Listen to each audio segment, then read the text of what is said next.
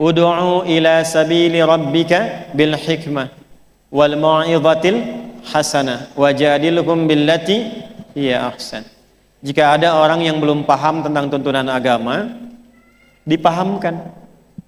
Jangan dimarahi, jangan dicela. Bagaimana cara mengajaknya? Saya tutup. Kata Quran pertama dengan hikmah. Hikmah itu maknanya 3. 1, puncak pengetahuan. 2, kesesuaian perkataan dan perbuatan.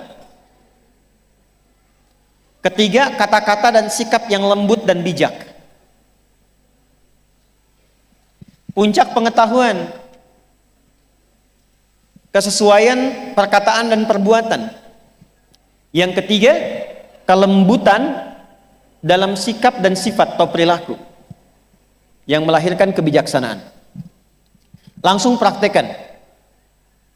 Maaf Bu, jadi sudah pernah mengalami ya, kalau ada anak-anak gitu, anak rewel macam-macam, ibu pernah marah? Marahnya benci atau sayang?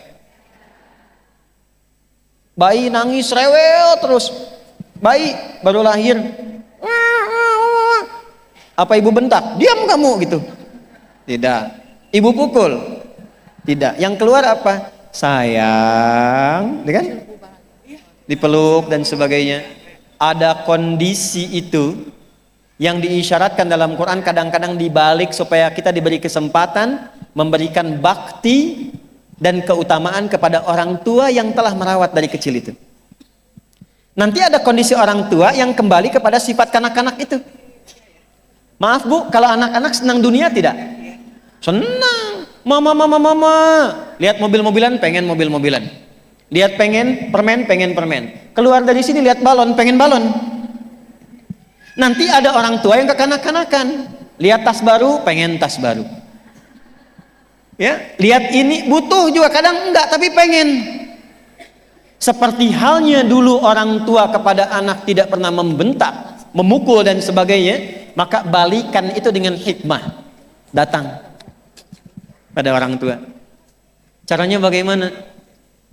Puji dulu, ucapkan terima kasih dulu, praktekkan Quran surah ke-46 ayat 15. Masya Allah, rasanya tidak ada deh di muka bumi ini yang paling aku sayang kecuali mama. Terima kasih sudah membimbing, melahirkan, merawat, menyayangi. Sambil dipeluk, sambil dipijitin. Mah, tolong doakan ya, aku jadi anak yang soleh. Itu melembutkan dulu hatinya. Lembutkan hatinya dulu. Setelah itu muncul, iya anak mama insya Allah soleh dan sebagainya. Baru masuk kepada inti pembahasannya.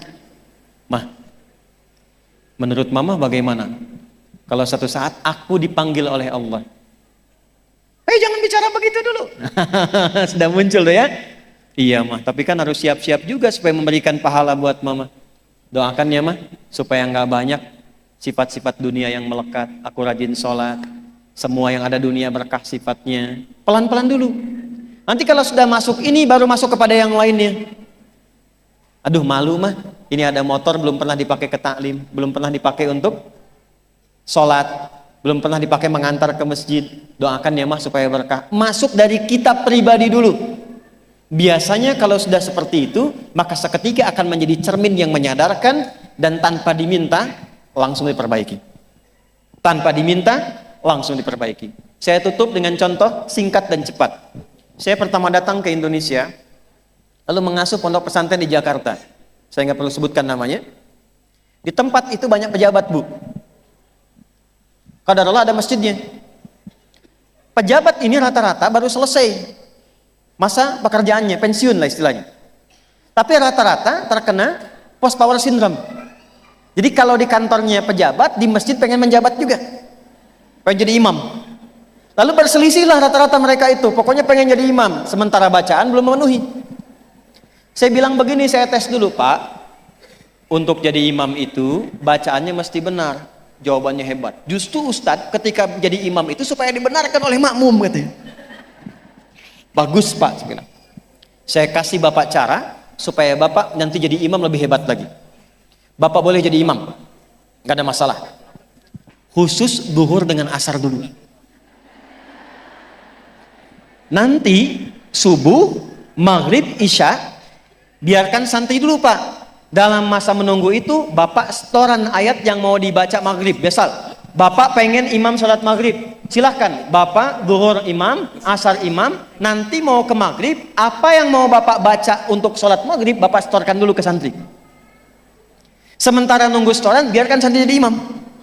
Begitu santrinya ngimamin suaranya bagus Bu, isanya bagus juga, subuh bagus juga. Besoknya saya bilang lagi, Pak silahkan maghrib imamin. Gak usah Ustadz, itu aja yang udah ada. Setelah mereka ada lebih bagus, ada lebih enak, kita naikin. Pak, jadwal isya ya, nggak usah Ustadz. Enggak, Bapak udah bagus bacaannya.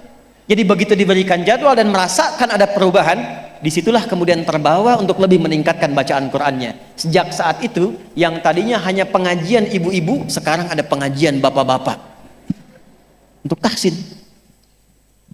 Terakhir, bacakan doa Nabi Musa saat datang kepada Fir'aun. Jangan lihat Fir'aunnya, jangan lihat lihat sifat kerasnya. Fir'aun tuh begini Bu, sifat kerasnya. Saya nggak suka tuh dengan model rambutnya. Pisahkan kepala dari badannya. Bukan suruh cukur. Karena itulah di surat Thaha Nabi Musa diajarkan doa oleh Allah, Rabbi shrahli wa yassirli wahlul 'uqdatan yafqahu